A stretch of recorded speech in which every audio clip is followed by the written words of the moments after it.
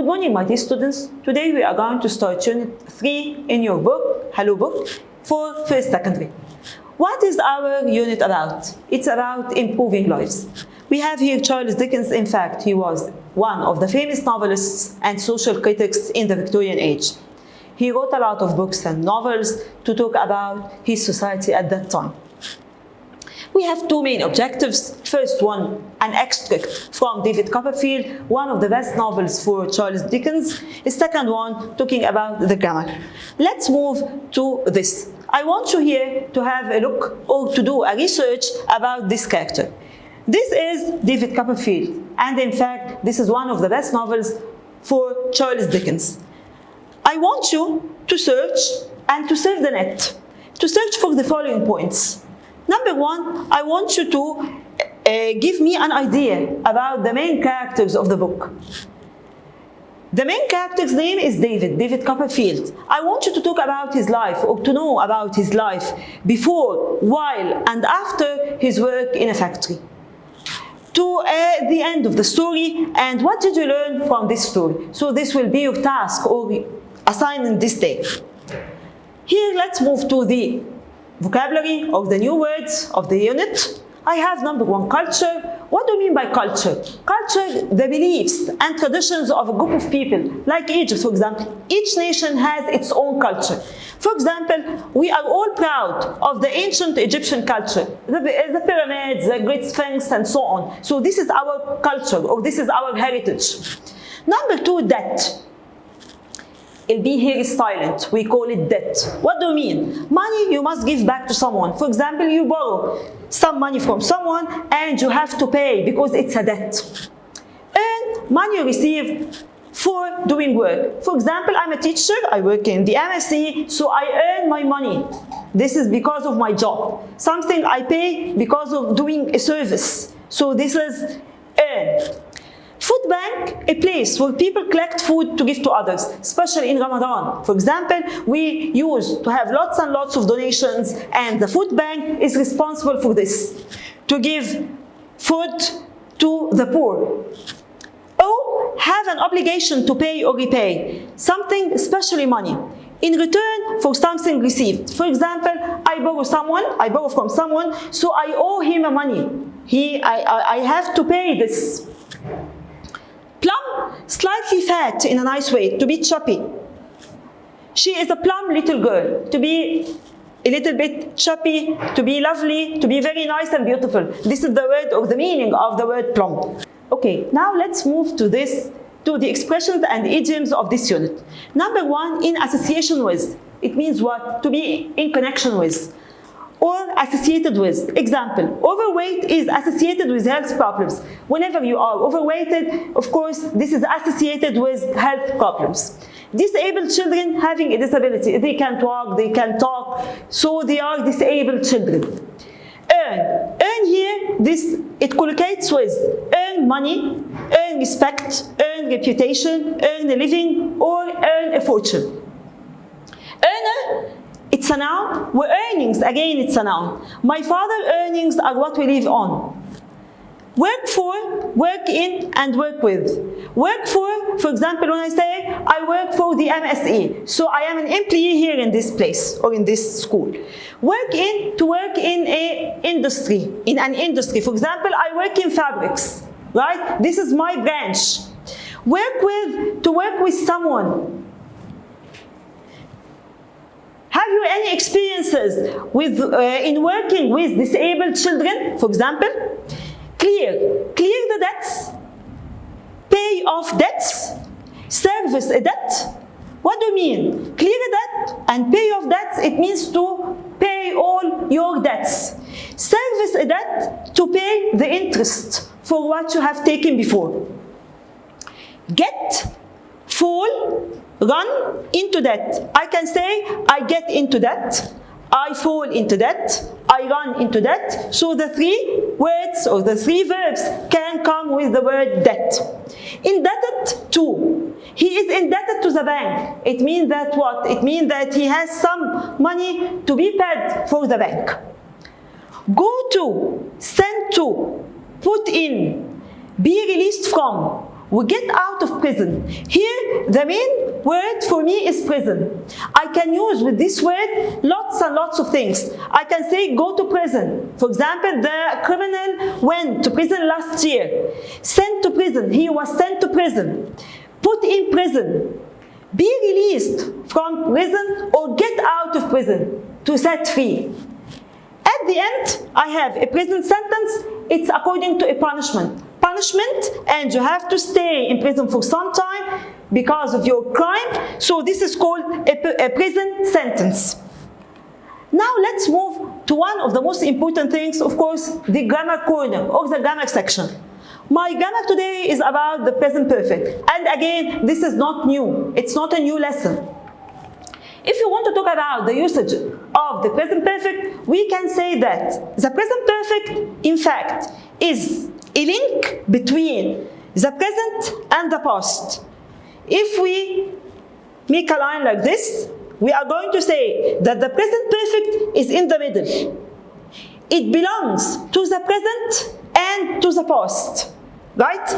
If we look to the first usage, we use it to describe actions which began in the past and are still continuing. Unfinished actions started in the past and we continue it in the present time. For example, I have lived here all my life. So I stay in this place and up to this moment, right, I still living in this place. So here, something in the past and I continue it in the present time. I have lived here all my life. Of course, we know that the formation of the present perfect has or have plus LPP. That's why I say I have lived here all my life. Up to this moment of speaking, I'm still living here in this place. Number two, to describe actions which have happened recently, something a short time, but I didn't specify the time. Like when I say he has just finished his first year at university, I didn't give you exact time or specific time. Is it yesterday? Is it tomorrow? Is it 2 days ago? I don't know. That's why we didn't mention any time here in the second usage of the present perfect. I have just finished this, he has just finished his first year at university. His first year at university, but I didn't know which time. All what I care about, or the stress or the focus is on the action. What is the action? That he has finished his first year successfully at university.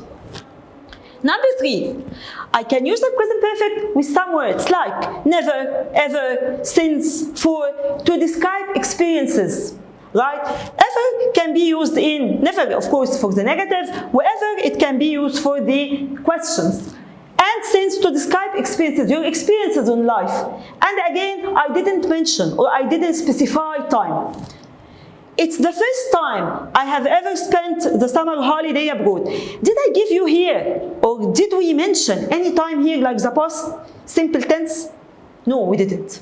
So it's an experience. It's the first time I have ever spent the summer holiday abroad. For me, it's one of the best and it's the first time for me. This is my experience in life. And I enjoyed it, for example. To describe actions which have not happened yet. And in most cases, we use the word yet. Like when I say she has not bought the new car yet. She decided to buy a car, but up to this moment, she didn't buy it. Again, I didn't give you an exact or specific time.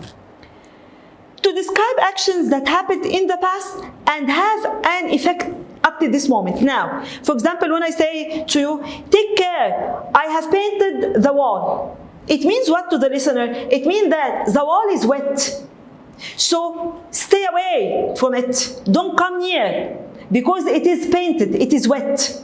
So again, actions that happened in the past, I painted it, but it's visible. The visible results of it in the past and have an effect now. Right? Tom has washed his car. It's obviously clean. Why? Because he has washed his car. But we didn't know about the time. We don't have a specific time for this.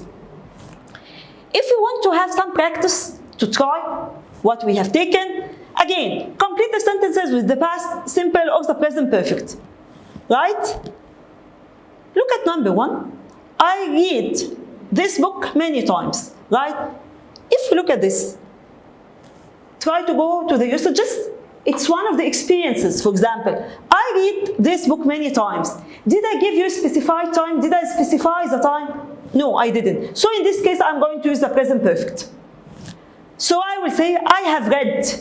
Read, read, read. I have read this book many times. Number 2, Ali traveled to London last week. Again, something or an action which is done, finished and completed and in the past. That's why I am putting here what? I am putting here a time. Last week, it's finished. It's not the present time. Ali traveled to London last week. Of course, it will be travel because this is past. Number 3, Tom drank 2 cups of coffee today. And it's only 9 o'clock. So it's today, in the early morning. It's 9 o'clock. This is what I have.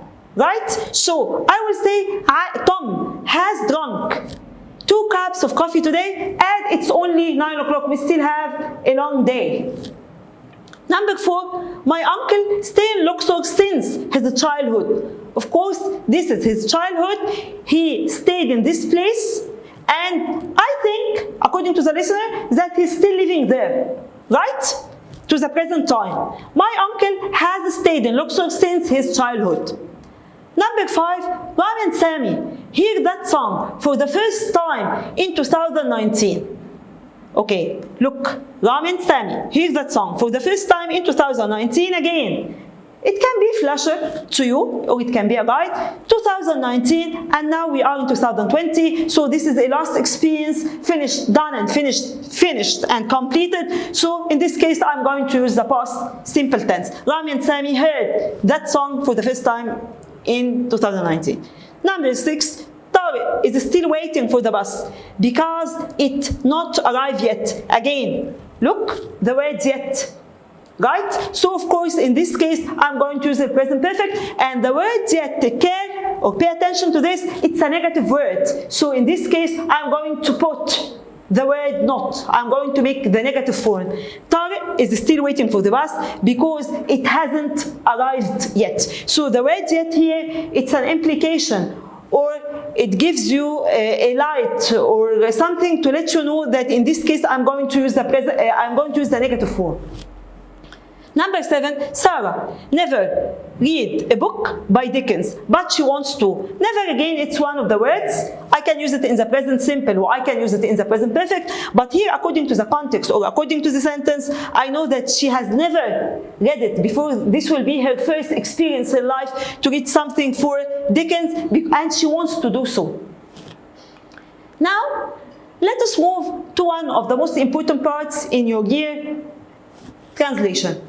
And we have talked about this before, so I'm just going to remind you that in translation you have to take care of the words, you have to know the difference between the Arabic and English, you have to search for the words and to put equivalent to it, you have to stuck to the meaning. All this, you have to put it in your mind. For example, young people are able to share in doing voluntary work in different fields. I'm going to say إن الشباب قادرة على المشاركة في القيام بالعمل التطوعي. Voluntary work here, it means العمل التطوعي في شتى المجالات. Different fields means شتى المجالات. Right? If we go to the second one, translate the following into English. تعتبر الحكومة التعليم استثمارا في مستقبل مصر. Right? Again, if I look to the most important words, I will say الحكومة. الحكومة, and all of us know it's called government. What else? استثمارا, it can be investment. So these are the most important words according to me, or according to you. So I will say the government considers here, it means تعتبر, that education is an investment in the future of Egypt. Or I can make it another way, the government regards here, it means considers education as an investment in the future of Egypt. By the way, both of them are right. Okay, so if you are going to do it in this way or that way, the two are the same. Thank you very much for this, and goodbye.